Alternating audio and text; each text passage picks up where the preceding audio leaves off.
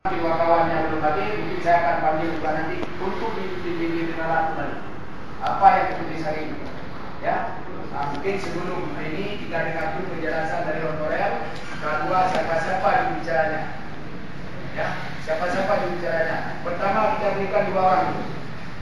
Ya, nanti baru kita minta penjelasan kepada tim yang melakukan penelitian. Boleh ambil. Sekian, terima kasih. Silakan, siapa namanya? Assalamualaikum warahmatullahi wabarakatuh. Nama saya Firman Sudi.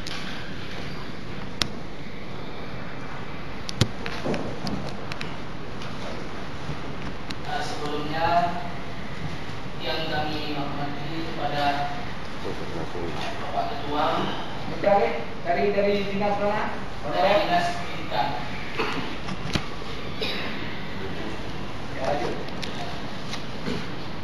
Sebelumnya kami hormati kepada Bapak Ketua Kegiatan Barat dan Muda, kemudian kepada Bapak Kepala KPP, kemudian para hadirin yang kami muliakan.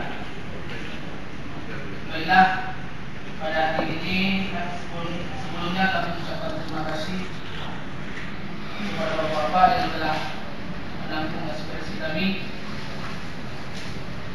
Kami di sini yang pertama, kami tidak membuka kepada mereka yang telah lewat, artinya telah usul nih. Ini kami hanya meminta kalau mereka usul nih, kami juga diusulkan seperti mereka. Ini yang pertama yang kami mohon. Jadi nanti akan ditambahkan oleh kawan-kawan yang lain. Kenapa kami ditinggalkan? Terima kasih. Akan yang kedua.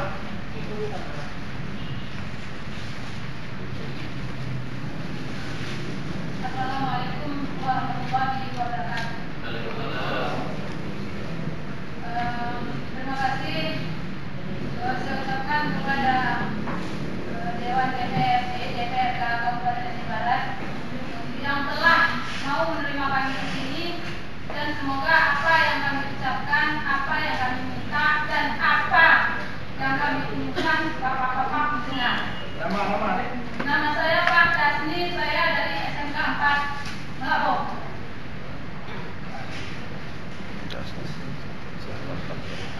Dari Dinas Pendidikan Bapak.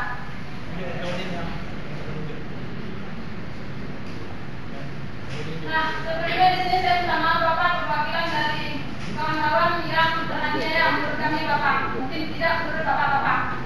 Jadi di sini kami kemarin itu awal ya Bapak ya, saya mengucapkan kami ini adalah peserta yang lulus dari jalur honorer yang diumumkan oleh Menpan pada bulan Februari 2014. Dan kami setelah lulus kami diverifikasi sesuai dengan katanya perintah dari Menpan. Diverifikasi ulang karena menurut informasi ada yang siluman. Nah, jadi menurut katanya dari PP, karena kami ini palingan dari PP 56 Bapak. Menurutnya dari PP 56 tentang tenaga honorer Pak, pengangkatan tenaga honorer tahun 2012. Jadi menurut dari PP 56 itu, di situ sarannya itu adalah pengangkatan yang dari 2005. Maaf sebelumnya Bapak, kami memang bukan dari 2005 Bapak. Kami adalah yang diizinkan oleh yang di atas, mungkin dalam hal ini Allah Subhanahu wa taala ikut testing dan kami dirizai juga sehingga kami lulus. Tetapi Bapak, dari pengumuman yang kemarin yang kami terima, yang lulus itu bukan cuma dari 2005. Bahkan di atas 2005. Secara logika saya orang awam, saya bukan orang yang mungkin pendidikan tinggi seperti bapak-bapak. Kalau menurut dari peraturan PP 56, kalau 2006 saja lulus, kenapa kami yang 2014, 2009, 2010, 2008 dan 2007 tidak diluluskan, sementara kami sah dari Menpan, kami lulus semuanya Bapak. Terima kasih. Wassalamualaikum warahmatullahi wabarakatuh. Assalamualaikum warahmatullahi wabarakatuh. Selesai? hormati Bapak Pimpinan Sementara DPRK Aceh Barat, kemudian yang kami hormati anggota DPRK Aceh Barat, dan yang kami hormati Bapak-bapak dari tim verifikasi K2, yang kami hormati juga adik-adik ibu sekalian yang dari K2. Pertama sekali kami mengucapkan terima kasih. Pada hari ini kami diundang tim verifikasi untuk melakukan tatap muka dalam forum Dewan yang terhormat ini, sekaligus mempertemukan antara Bapak Ibu yang dari K2 yang menurut hasil verifikasi tim belum memenuhi kriteria yang telah berhadir dalam forum yang terhormat ini. Sehingga dengan adanya pertemuan ini kita harapkan semuanya menjadi jelas dan juga tidak menjadi sebuah fitnah, prasangka buruk yang tentunya ini juga akan membuat dosa bagi kita sekalian. Kemudian tadi ada dua orang bertanya yang melakukan pertanyaan. Yang pertama, kenapa kami ditinggalkan sementara kawan-kawan yang lain sudah disurati untuk mempersiapkan bahan-bahan mengusul NIP. Itu pertanyaan dari Pak Firman Suri. Jadi begini, tim verifikasi yang dibentuk oleh Bupati Aceh Barat itu mengacu kepada surat Menpan dan juga surat dari BKN Pusat. Ini supaya jelas. Tim ini bertugas untuk melakukan validasi data, kemudian melakukan interview dengan honorer dan juga dengan atasan yang bersangkutan, sehingga data yang diusul ini betul-betul akurat. Itu petunjuk dari BKN Pusat.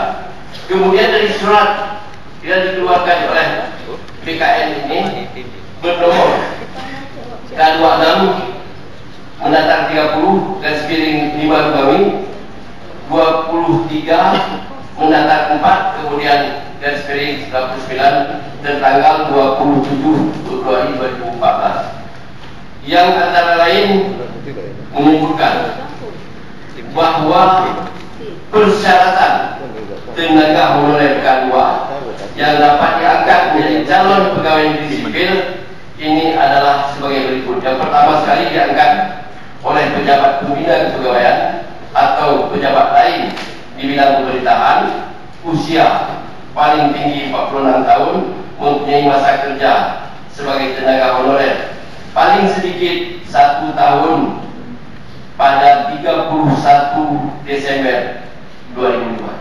Ini menunjukkan bahwa anggota K2 ini sudah melaksanakan tugas di awal tahun 2005. Kemudian juga ada beberapa persyaratan lainnya, masalah pembiayaan dan juga semua persyaratan ini harus dipenuhi. Kemudian yang lebih memberatkan pemerintah daerah, ada sebuah ancaman bahwa pejabat pembina kepegawaian, dalam hal ini bupati, gubernur di provinsi, kemudian juga presiden dan menteri di tingkat pusat. Jadi pejabat pembina kepegawaian bertanggung jawab untuk segera menyelesaikan sanggahan terhadap sanggahan dan juga memastikan bahwa nama tenaga honorer kategori 2 yang mengusulkan penetapan nomor NIP kepada Kepala BKN, Kepala Kantor Regional Badan Kepegawaian Negara sudah benar menurut peraturan perundang-undangan yang berlaku. Kemudian juga apabila di kemudian hari ditemukan adanya data dan atau keterangan yang tidak benar, maka pejabat pembina kepegawaian, dalam hal ini bupati, gubernur, presiden dan menteri, siap bertanggung jawab dan diberikan sanksi baik secara administrasi maupun pidana. Ini artinya bahwa setiap usulan NIP untuk K2 ini harus melalui verifikasi. Jadi apabila nanti kemudian hari adanya dokumen data yang tidak benar, ini yang paling bertanggung jawab adalah pejabat pembina kepegawaian. Jadi ini ancamannya, jadi tidak main-main, baik administrasi maupun pidana. Jadi kurungan penjara. Bupati Aceh Barat dalam hal ini T. Alaidinsa dalam sudah mempertemukan kami tim semuanya dulu pada saat awal menyatakan bahwa ini ancaman surat dari BKN pusat ini yang dijerat adalah bupati. Namun untuk Bapak Ibu ketahui anggota tim, sebelum saya masuk sel, Bapak duluan yang masuk. Jadi tim ini bekerja sangat-sangat akurat dan juga bekerja sudah 4 bulan lebih kurang melakukan verifikasi validasi data ini sehingga tidak ada yang kecolongan. Ini yang kita harapkan. Mungkin ini sekilas gambaran kerja tim yang dapat kami sampaikan. Mungkin secara teknis yang disampaikan oleh yang kedua tadi itu bisa ditanya, bisa dijawab oleh BKPP. Silakan Pak Komar. Silakan Pak Komar.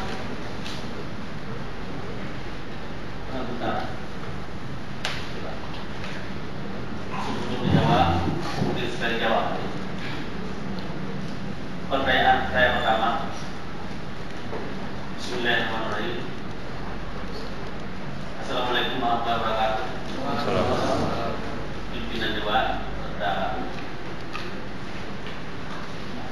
seluruh anggota fraksi dan Bapak Dewan semuanya dan instansi pemerintah yang hadir dan yang kami cintai,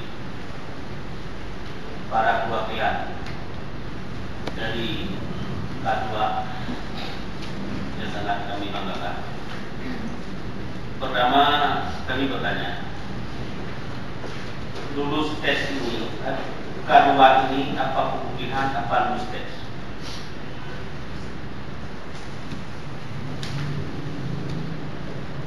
Pertanyaan pertama, yang lulus sekarang ini lulus tes atau kemungkinan?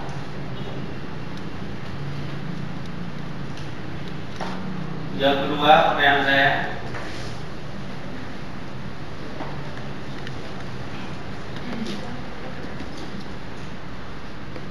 berapa tahapan dilakukan sebelum tes? Kalau memang dites, berapa tahapan dilakukan sebelum tes?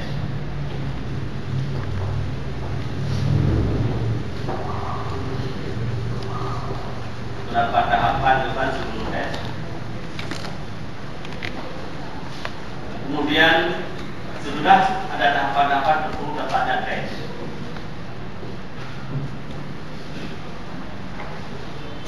Setelah mereka lulus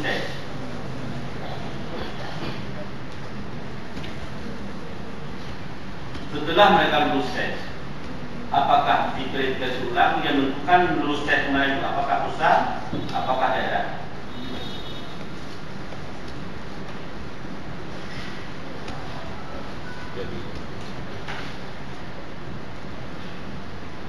Kemudian apa tujuan verifikasi ulang setelah lulus tes?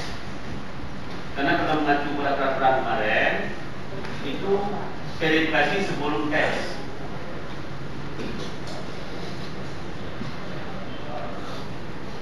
Tim verifikasi tidak salah, itu melakukan tugas. Yang saya pertanyakan adalah, terima kasih. Assalamualaikum warahmatullahi wabarakatuh.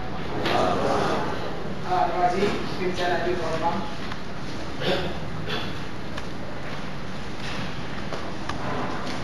Terima kasih. Assalamualaikum warahmatullahi wabarakatuh.